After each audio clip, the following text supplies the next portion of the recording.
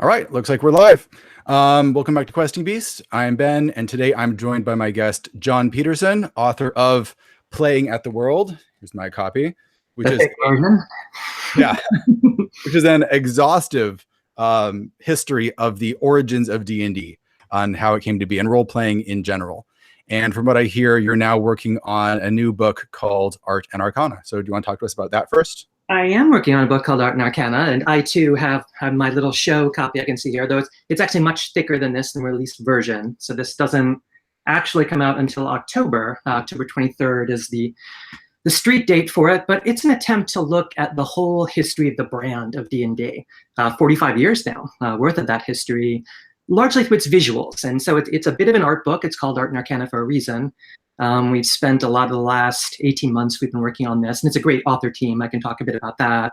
Hunting down a lot of the original art, which to a researcher and somebody who's passionate about, getting to get their hands on the originals of these kinds of things, that was quite a trip for me.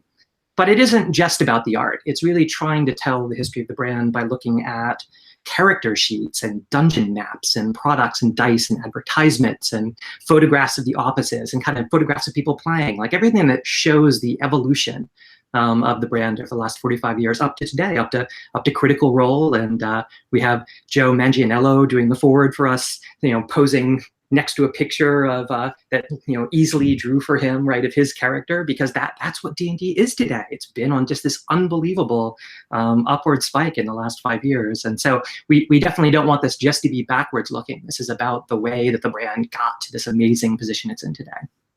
So who else is working on it? What's the team like, and what are they contributing? Definitely. So I got brought into this by my good friend, Mike Whitwer. Many of you may know Mike from his work on a biography of Gary Gygax called Empire of Imagination. Okay. When Mike was working on that, he and I met at kind of the OSR-ish conventions. I think at GaryCon is when we first met. He's a Chicago native, so it's not too hard for him to make it up to Lake Geneva.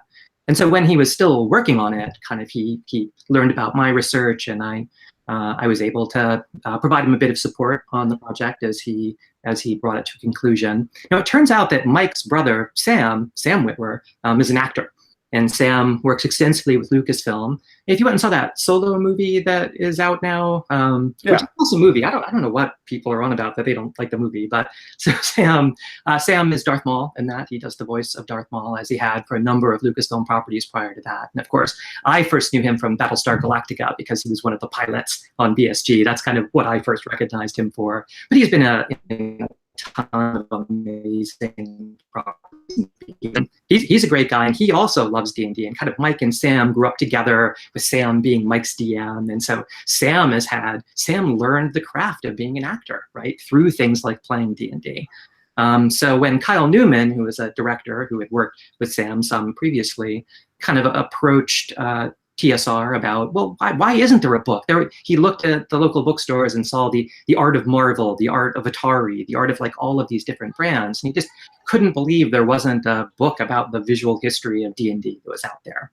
No, of course, there had been a couple of these over the years. There was an Art of D&D and Art of AD&D. I think Paizo put out an Art of the Dragon volume as well. So it's not this space hasn't really been looked at previously, but we kind of take a much more comprehensive look and are much more focused on finding obscure rarities and really getting very high quality images of some of the signature things behind this. And so when Sam approached TSR, then we found out Random House was already interested in doing a project like this. They have a label called 10 Speed, who makes beautiful art books.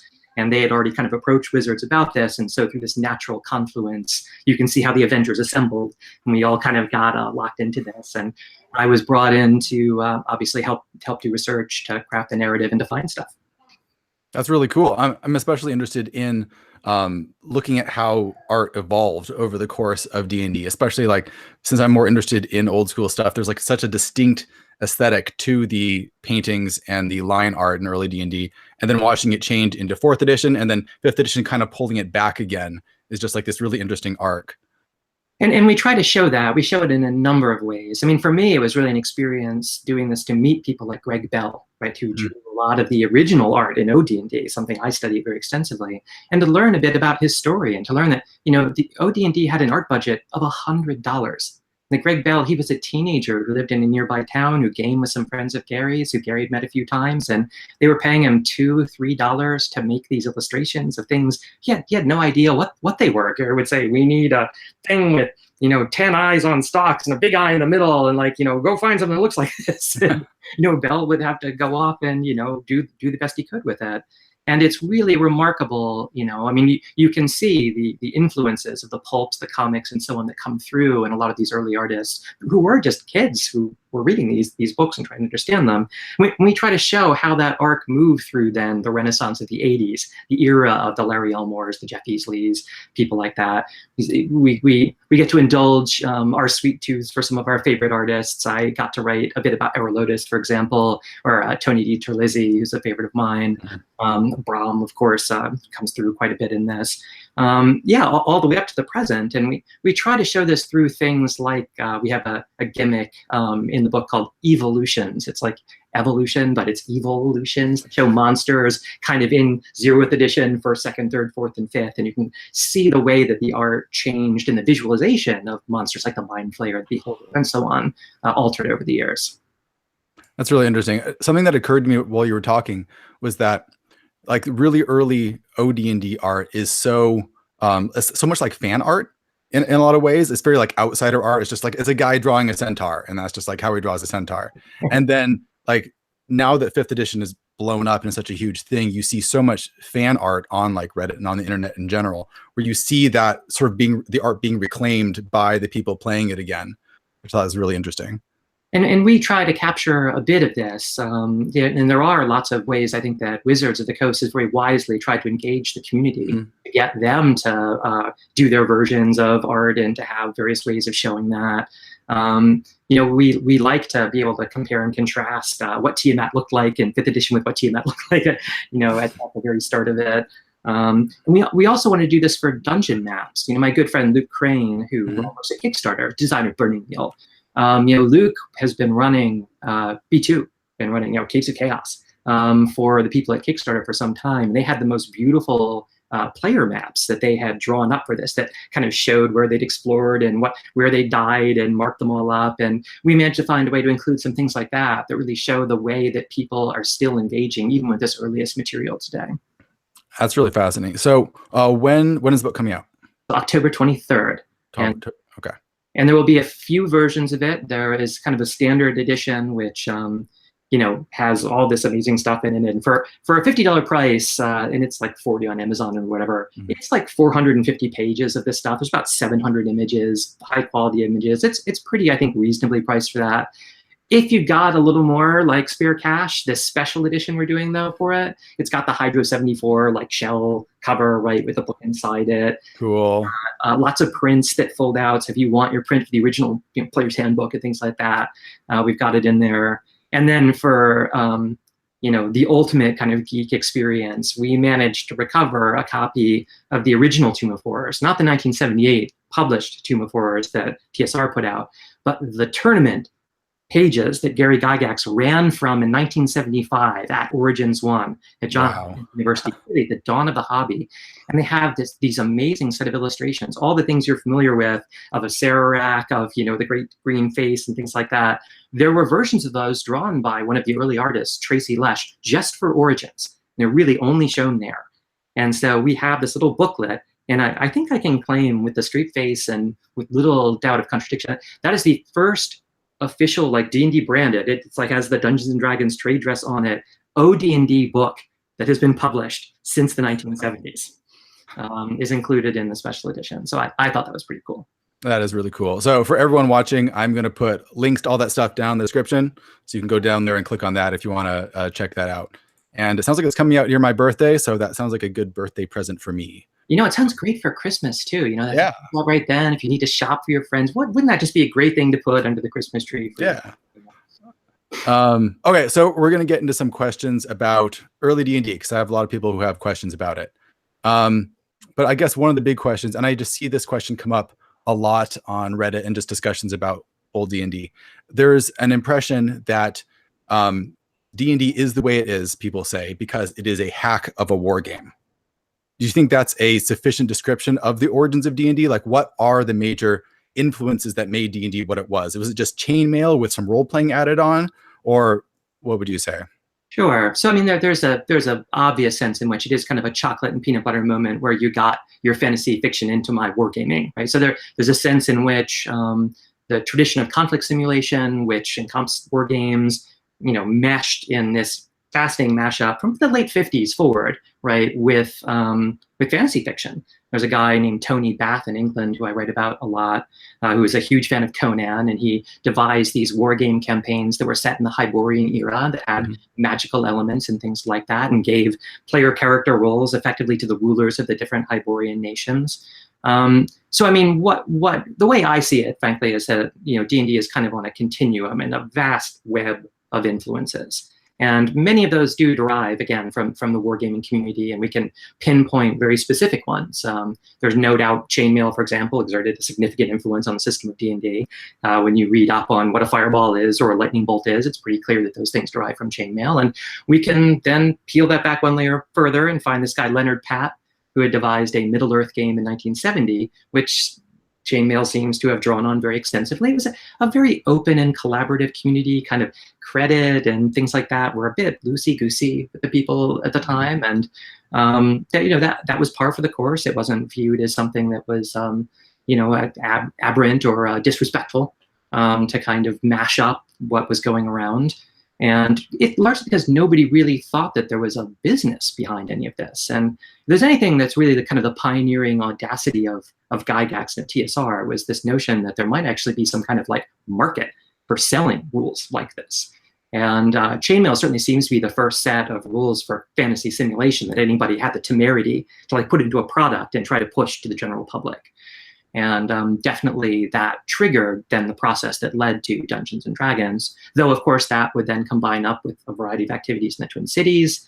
Those who have followed my work and that of many others who study this will have read about the Great Kingdom and the Castle and Crusade Society, this medieval wargame society that formed in 1970, of which both Gygax and Arneson were members, where there was this fantastic kingdom and there was going to be these conflicts between various countries and that were adjacent to this kingdom, and there was an area that was controlled by Arneson that became Blackmoor, and an area controlled by Gygax that became first Walworth and then later Greyhawk.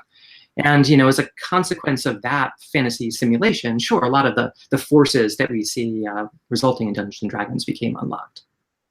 What I hear a lot of people saying is that one of the biggest influences was the Bronstein. That's right. Which were more like open-ended sort of war games, but sort of people just like playing with each other, and then that just turned into Blackmoor, and then that sort of evolved into D&D. Yeah. So I mean, the Bronstein Games and Major Dave Wesley ran these games originally. Right. The Bronstein Games were kind of multiplayer games where different players had different ways of accruing victory points towards a particular end, and some might be military, some might be civilian in these various contexts, and they were quickly transposed to settings like the Old West. There was this Brownstone game that Dwayne Jenkins ran in the Twin Cities that did the same thing, except in this, Dave Arneson was El Pancho instead of being a student in a Prussian town, who's concerned about French invasion coming in. So I mean, but these two are activities that you kind of have to locate in a cluster of war games that were poking at this exact point. Like we can show, there's a game called Western Gunfight, which was created by a bunch of war gamers in the UK in Bristol that came out in 1970. And when you read the war reports and kind of the theoretical ideas that came out of these guys were being published in journals that people in the Twin Cities and Lake Geneva read, like Wargamers Newsletter, you'll be able to read them talking about what it meant to be in character and how to play your gunslinger like, to their personality rather than to what you think is best for the tactical situation. And you see the same language in Mike Carr, who's obviously an early adopter, the first Bishop of Blackmoor, in his Fight in the Skies game, where this is a World War I flying aces game, but he wanted you to play your pilot in accordance with your pilot's personality and to write elaborate kind of backstories about your pilot, and to make sure that you weren't just thinking about the tactics, but really thinking about how to inhabit the game as a character. And so again, I mean, the Brownstein certainly were a factor of this. And if you were to look in there's, I think, an article in 1979 that Dave Arneson wrote for Different Worlds. He'll cite the Bronsteins, he'll cite Fight in the Skies, he'll cite this guy Corns, who had a game called Modern War in Miniature, he'll cite Diplomacy. There were a lot of things that kind of came together to make role-playing what it was. And again, when those ideas got combined with conflict simulation and then got combined with fantasy, eureka. All just sort of came together. I remember when I was reading Playing at the World, my favorite part was like the first bit where it has like the history of the people working with each other and collaborating, and just this thing just sort of evolving out of all of their ideas. And I was really fascinated by that culture in particular, and especially how that culture kind of mirrors what we see in the OSR nowadays, where you have like this community of people who probably aren't making a lot of money off of this, but are rapidly collaborating with each other, tearing each other's work apart and rebuilding it. And it's interesting how that showed up at the beginning of the hobby, and then it sort of disappeared until very recently again. I guess that's a point where I'm not sure it really disappeared. I think it manifested in a lot of different ways over the years. I think once, there was this tremendous outpouring of kind of design energy after D&D came out, that you see in these journals like Alarms and Excursions in the 1980s, 70s and 80s, or The Wild Hunt, or, even if you look in the margins of Dragon Magazine and The White Dwarf, you'll see these kind of, innovative articles where people propose variant ideas, new classes, things like that. I think the internet just kind of supercharged this is what happened. It's that, postal collaboration and getting together a couple times a year for game cons. It allowed a certain level of, kind of cross-pollination between the clubs, the isolated groups that were gaming together in various cities or universities or what have you. But once the internet kind of opened this up, suddenly the speed of that and the way that ideas advanced, so many different fora have taken us in so many different directions now. And that's certainly a big part of the explosion we see of interest in these games today. Yeah, I remember there was a quote probably from Alarms and Excursions, which you pointed out in the book, where it was like, D&D is too important for TSR to have complete control over, or something like that. Yeah, and it just reminded me so much of the whole modern hacking scene, where because of the open gaming license, now everyone's just like, D&D is ours, and we're just going to tear it apart and rebuild it in a million ways. Well, and there are a lot of people who believe, justifiably so, that was really the magic behind the original game, right? Was that it created something that invested us all in design, not just in play. There's a early critic named John Freeman, whose work I admire, who in 1979 kind of got it that D&D wasn't so much a game as it was a design a game kit. And that, this was really the invitation we'd be left with. I mean, there's a superficial sense in which that's true, like in that, the original rules tell you, well, you as the referee need to sit down and design a dungeon and so on, and it gives you some rudimentary instructions for how to do it. But then there's a more profound sense in which the rules, in some cases intentionally, and in other cases just through errors and omissions, created this opportunity for referees to fill in the blanks and to take the game in places that its creators could never have anticipated. And that outburst of creativity, especially coming at the time that it did, at a time when the computer game software industry was really just in its infancy, and so many of the protagonists in that were kind of, schooled by their experiences designing around D&D.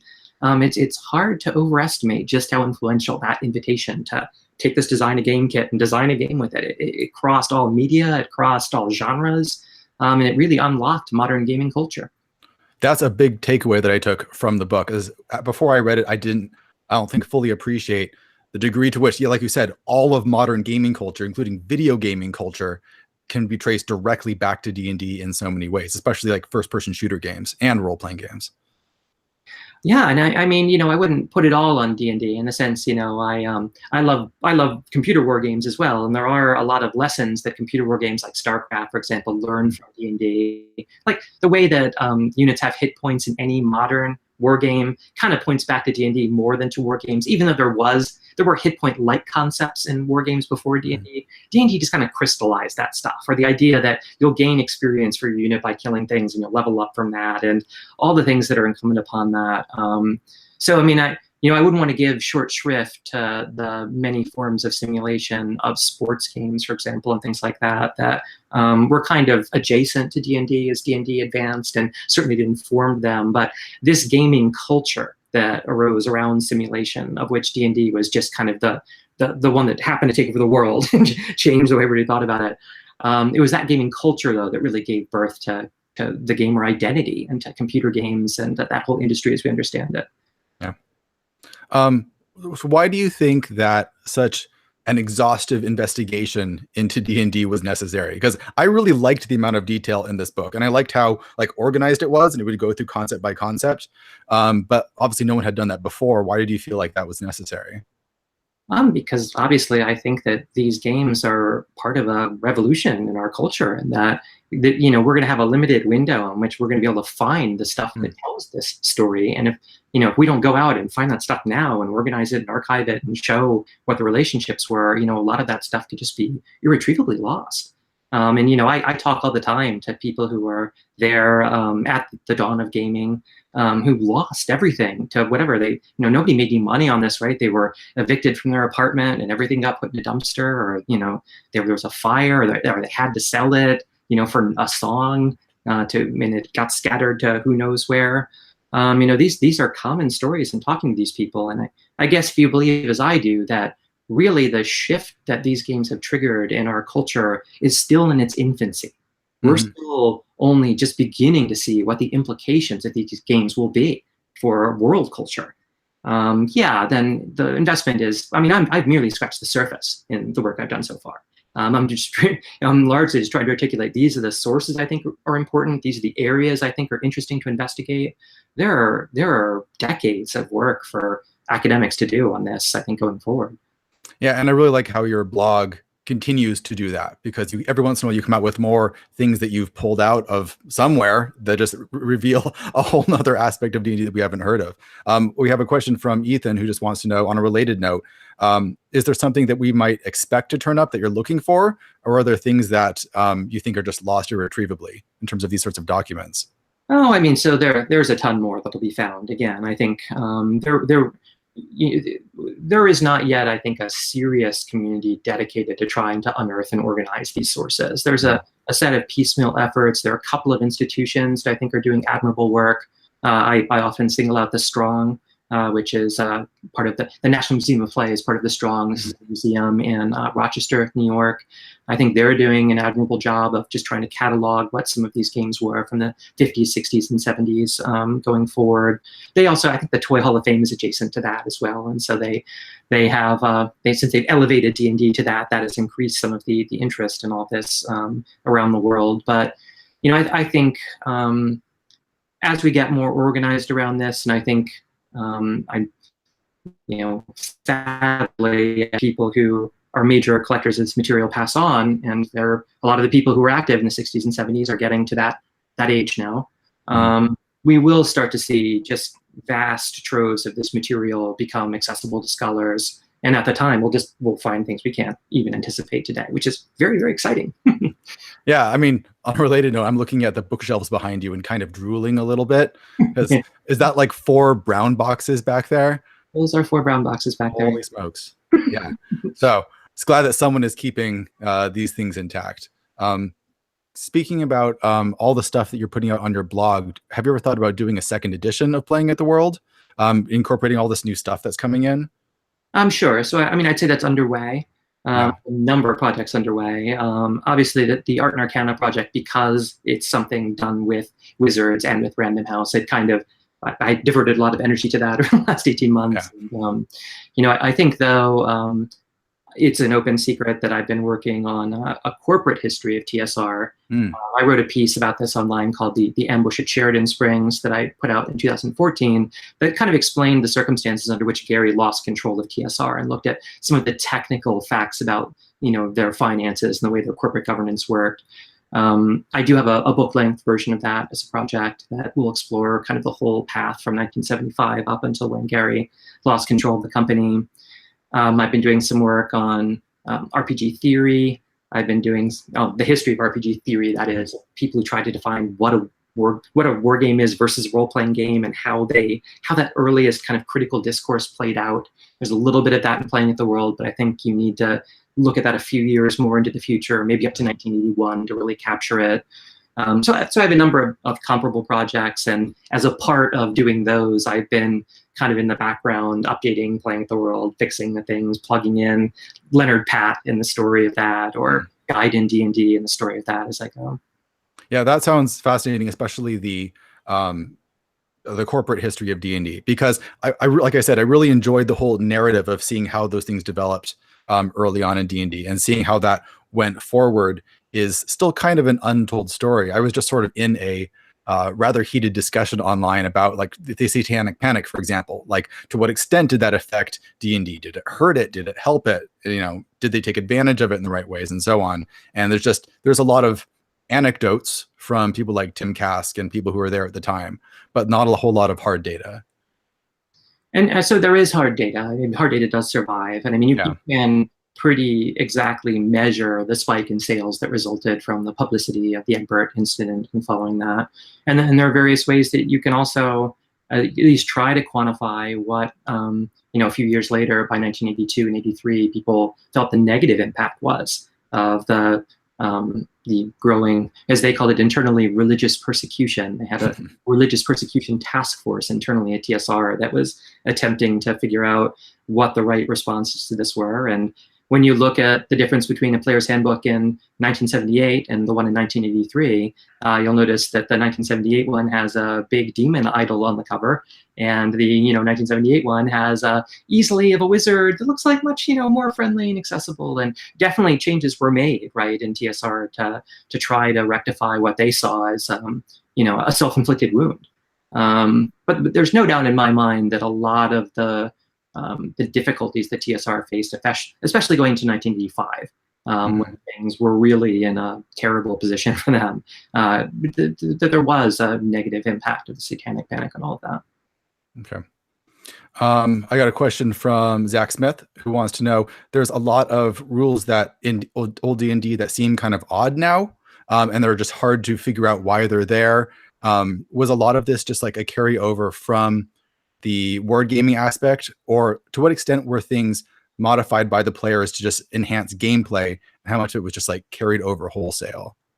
Yeah, I mean, this is certainly there were a lot of rules that were very crunchy. If you look at the original D&D rules, right, they tell you to use chainmail for combat resolution and kind of propose as an alternative. You could roll a d20 against this table, but they don't even tell you how much damage a strike does in the first printing. That was corrected in later ones, that you should roll a d6 when you hit with a sword or whatever. But so yeah, I mean, there was a lot of very crunchy conflict simulation that was inherited from war games in the early printings of D&D. And people tried over the years, I think, to figure out how to design a game kit. If we may go back to John Freeman's metaphor of this, right? What would it really take to create a set of rules that would successfully indoctrinate people that couldn't play with an existing campaign, but had to try to learn from just like looking at books, and what kind of tutorial might be useful for that? And it took, in some respects, people like Mike Carr, when he did B1 in Search of the Unknown, who wasn't really a D&D fan. He was an editor at TSR, but he was really more of a wargamer, to kind of take a step back and say, this is what I think the first principles are. And, really this is a game that takes place in a dialogue where players make statements of intention, and the referee then tells them what the result of that was, and that this, follows this loop. Like, these weren't things that were even in the D&D rules. Like, you couldn't find anything that said that other than the transcript, the sample dialogue transcript, that would even give you an idea that that's how the game was supposed to be conducted. I think much like chainmail itself, and this is a problem with many wargame rules, the original D&D rules were kind of a grab bag of ideas that you were supposed to take and run with. They were guidelines for you to go do the work. And that's what Freeman means when he says it was a design a game kit. Chainmail was also just a design a game kit. There's like 4 different wargame systems in that have like no relationship to each other whatsoever. You just you could use them in different ways. And you can just see Dave Arneson in the Twin Cities looking at this stuff and throwing his hands up, right? And the ways that he hacked it, the things that he did to try to get around the obvious incompatibility of the different aspects of the system. So definitely I see that. I see the players who had that latitude to kind of design their own game from D&D, a lot of the time they just threw a lot of it out, right? Sure. A lot of the time, the great thing about the dialogue between the player and the referee is it has a tremendous amount of reductive power. The player just says, well, this is what I want my character to do. And what exactly the DM does behind the referee screen, right, to decide these events in the game, it could be based on charts and rolling dice and comparing this and that and all this complex simulation model. Or it could just be winging it. And you'll see Dave Arneson telling people, just wing it, man. Pretty much. Don't, all you guys are like so worried about the rules and everything else, don't get it. Just wing it and it'll work. But then you see other people who really want to push back on that, right? And who feel helpless if they don't understand what the combat mechanisms are that are being resolved. They don't feel like they can make meaningful decisions in the game, that they're being railroaded, that this is a story just being told by the referee. And that tension, I think, is totally fundamental to the way that tabletop role-playing games evolved, is trying to fix that and figure out what the sweet spot is on that continuum.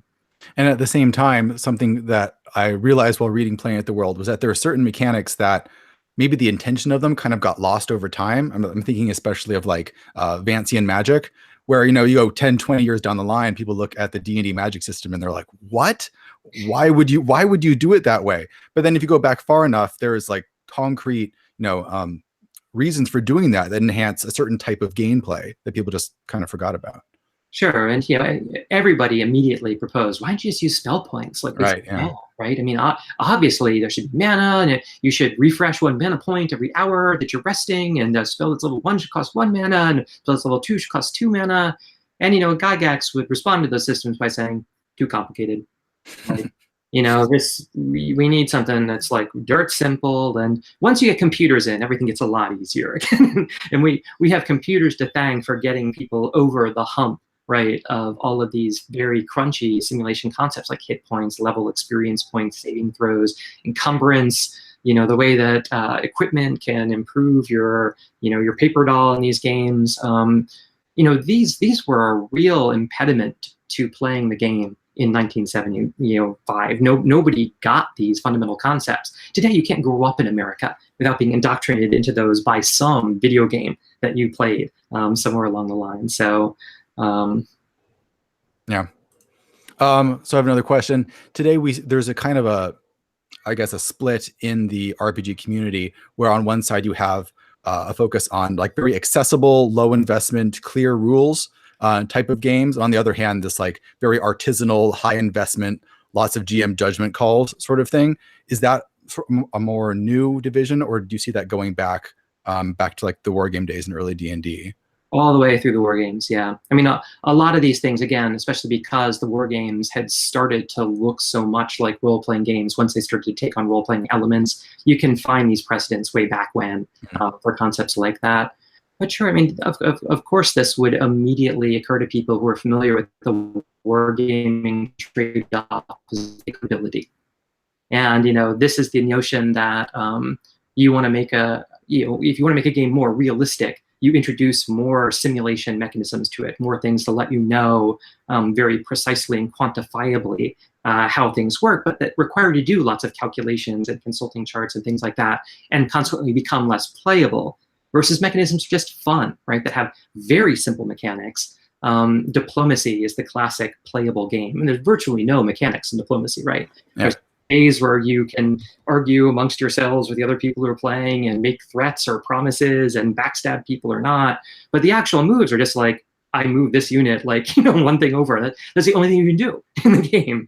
And so, yeah, that trade-off was well understood in the 1950s, I'd say. You see this already in the original War Game Digest, which was kind of the first fanzine dedicated to gaming culture.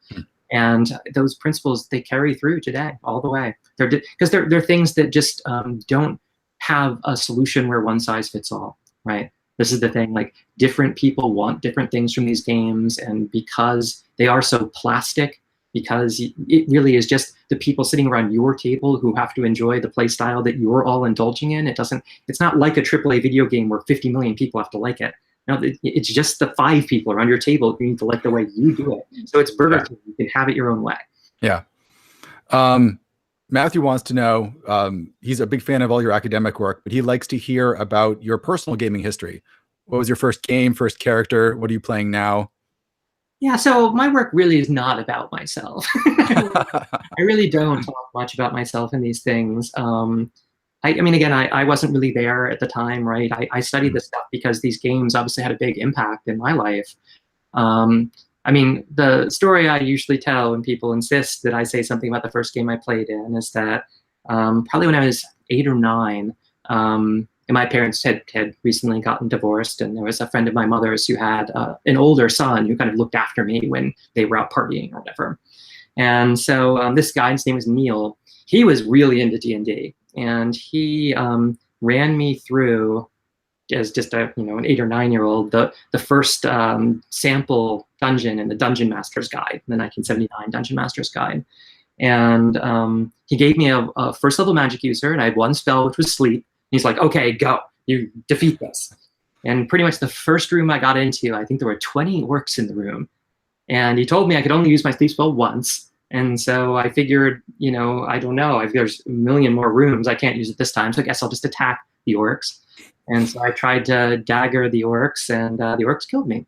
And he told me I should have used my sleep spell. That did not instill a love in the game for me at the time, and I really didn't. I admired D&D from afar when I was a kid. It really wasn't until after college, after Magic the Gathering had come out, and I got really into Magic, that eventually that kind of led me to D&D. Okay. Let's see. Oh, another question. So Questwise wants to know, what do you, in your opinion, consider to be the brightest moment in D&D history, the most important or monumental point in its legacy? I mean, you have to say the publication of the original game, in the sense of, I think that the possibilities that unlocked are possibilities that we still have not exhausted, that we're still trying to understand. And the original game has a lot of problems. I mean, a lot of errors, omissions, ambiguities. It's almost impossible to understand. But what it gave us is a gift that we still don't entirely understand how large it is. I mean, I guess if I had to pick anything other than that, I think actually when Wizards took over TSR and kind of started putting new energy into D&D and gave D&D a stable corporate parent who would look after it, even though sometimes D&D hasn't done as well, some of the editions, as some of the other ones have, who's been willing to keep it stable, keep it out there, and that has created the opportunity for the amazing situation we have today, where D&D is literally bigger than it ever was, where we're talking about the numbers they're putting out, 8.6 million people played last year in North America, numbers that make the peak of the 1980s look trivial. Yeah, it's mind-blowing how fast it's growing. Yeah, and this year is going to be bigger still. They say it was the biggest year ever economically for the game last year. So, I mean, I think the Wizards acquisition and the subsequent, stewardship of the game by Hasbro would be probably the second most important thing that's happened to the game. What do you think is causing the huge influx in players right now? Well, certainly a part of it is the internet, social media, Twitch, YouTube. Matt Mercer personally, Critical Role, Acquisitions Incorporated, take your pick of what your favorite of these is. This whole spectatorship culture that is developed around D&D that is inspiring young people to go learn the game and to play around the table with their friends the way they see Matt Mercer and his friends playing on TV. It has just been so disruptive to have that experience out there. But more significantly, that like I said, is an experience that is made possible by the fact that it is so much easier for this generation to understand the 5th ed rules, because they've been raised on The Witcher, on Skyrim, on you take your pick, right? All of these principles that underlie fantasy gaming that used to be such a hurdle to adoption are now just the water that everybody is born into and has learned to swim from the start. And so because of that, that has created this possibility, I think. And once people see that a game like Witcher, as great as it is, and I love Witcher 3, and the storytelling in these games is phenomenal, but it is casting a wide net because it has to. And when they discover that you can have an artisanal experience like that around your table with your friends, that's a game that you guys want to have, that is what I think makes this so compelling today. Yeah, and especially since it's been really refreshing just having this massive influx of people not from gaming culture. just because there's so many different experiences and points of view that people have on the game who weren't grown up in it. And you just have this massive influx of not only creativity, but just like brain power, designing new stuff that we haven't seen before, just because there's more people working on it. And yeah, I mean, the lifeblood of anything that is so steeped in creativity is bodies. I totally agree. Just getting more people into it, we'll see so many more fantastic adventures, so many more stories to follow, and I'm sure so many more interesting designs going forward from here. Edward wants to know, what does Jon think of the new plethora of homebrew settings and scenarios, especially due to the print-on-demand market, which is like a really new thing, compared with previous commercial-only material? Well, I mean, obviously it's a good thing. Obviously it's great that so many people get to get their voices out and get them heard. Again, the internet and its amazing ability to democratize and amplify creativity and opinion. Again, it cuts both ways. We've learned in the past few years. But for something like this, it's been incredibly disruptive just to have access to these forums and communities, what we see on Facebook, on Google+, down to, forums where collectors like me hang out, the Achaeum or the ODD74 forum or EN World, or take your pick of these innumerable places now where products like that can reach an audience. It's extremely receptive. It's hungry for more. Can't get enough of this content. It's all gravy for me. I mean, I did Playing at the World as a print-on-demand thing, right? Because I'm so old school, I also brought like 30 copies with me to Gen Con, because it came out right around Gen Con, and like got to give those out to people, or I traded a copy with Luzaki for dice, because you got to be old school. Right? Like, you don't trade a copy with Luzaki for like some cool dice he has. You're not living up to the potential of this. But at the same time, there's no question, no one would be paying attention to my work if it weren't for the internet. The internet has just completely changed the ability of people like me to talk to the world about this stuff. Yeah, and it's totally changed the way people see like Heartbreakers in general. Because it used to be like you would put your whole lifeblood into this game and then no one would buy it because you had to spend, $10,000 printing it. But now anyone can make a Heartbreaker and people will buy them. People will, and there's an avid market for it. Again, I credit Wizards for doing what they're doing with the Adventurers Guild and things like that, of just being able to get out democratized content even within the umbrella of 5e. Right. So, I mean, you see this, I think, across the board. This isn't merely something that the OSR deals with. This is something that I think is part of a much broader effort to get more voices into the community, because that artisanal rule applies. You can really have it your way and find that, if you love Lamentations, the Flame Princess, and the things that are in that, man, that is something we've been hard to connect with previously, but now it's easy to plug yourself into that. One question is, how do you view the innovations made by Gary and Dave versus like the rest of that wargaming community? In other words, do you think something like D&D would have shown up without those two guys, or like was it an inevitable just like endpoint, or was there like an element of genius there? So definitely there's an element where about this in the introduction of Playing at the World, where I talk about, you can have amino base pairs kind of circulating in the primordial soup, but then there's this moment when the right ones combine together and create life, right? There's a sense in which a lot of people were experimenting with very similar ingredients. There's a game I write about called Midgard, which was a little before D&D, that was a fantasy adventure game where you took on an individual character, and it could be a warrior or wizard, and you're exploring an unknown world map, and the rules are merely guidelines that are hacked by the referee. Reading a description of it, you're just like, this is D&D, right? It wasn't quite right, and there's just something about the way that the formula of D&D was constructed that was genius, that was inspiration, that did trigger all of this. That much said, I always think that something like this would have happened. Maybe Tony Bath. Tony Bath was pretty close, setting up a War Games campaign, which came out in 1973, had concepts of characterization in it that are very close to this, and some of the things he was directly experimenting with in his games in Southampton in the UK sound an awful lot like what the right thing should be for this, or like those Western gunfight guys I was talking about earlier. Like they were actually pretty close, and if there was any genre other than fantasy that I think could have triggered the first RPG, I wouldn't be surprised if it had been Westerns.